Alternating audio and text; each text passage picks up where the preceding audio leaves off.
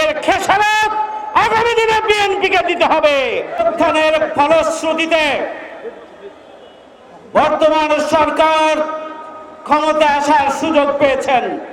বিচারকে ত্বরান্বিত করার জন্য পদক্ষেপ গ্রহণ করা তাদের সবচেয়ে বড় অগ্রাধিকার হওয়া উচিত ছিল, কিন্তু দুর্ভাগ্যজনকভাবে তারা অগ্রাধিকার না নিয়ে তারা নতুন নতুন ফর্মুলা আবিষ্কার করে আবারও বাংলাদেশকে ওই বিগত 17.5 বছরের রাজনীতির দিকে ফিরিয়ে নিয়ে যাওয়ার চক্রান্ত করছে।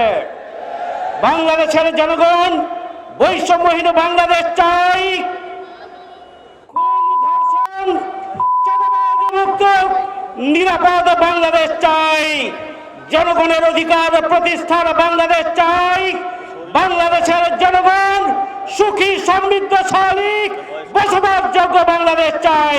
এই জন্য গণভোটের মাধ্যমে 70% মানুষ গণভোটের পক্ষে রায় দিয়ে সংস্কারকে নিশ্চিত করার জন্য তাদের বক্তব্য পরিষ্কার করেছিল। কিন্তু এই সরকার ক্ষমতায় আসার পরে সবকিছু বেমালুম ভুলে গিয়ে জনগণের সাথে প্রতারণা করে গণভোটের রায় বাস্তবায়ন না করে এটিকে বাতিল করেছে। বাংলাদেশের রাজনীতিতে এত বড় প্রতারণা জনগণের সাথে আর কেউ কোনোদিন করে নাই। এর খেসারত আগামী দিনে বিএনপিকে দিতে হবে।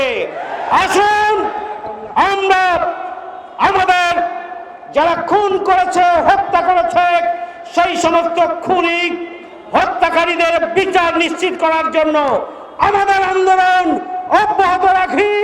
সরকার যে নতুন করে খুন, ধর্ষণ, লুটপাট, চাঁদাবাজির মহোৎসব করছে তার বিরুদ্ধেও আমাদেরকে জেগে উঠতে হবে।